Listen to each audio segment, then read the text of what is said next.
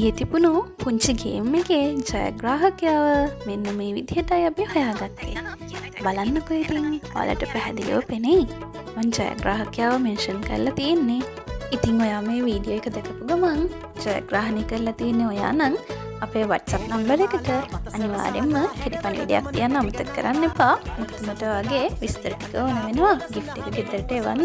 නුඹරුව දැකලා හිත මගේ සැලිලා යන්ත හිතයි මට දිවි හැරලා අපි සිතු මැනිකෝ මගේ රන් මැනිකෝ බහදී පන් මට හිත සනසා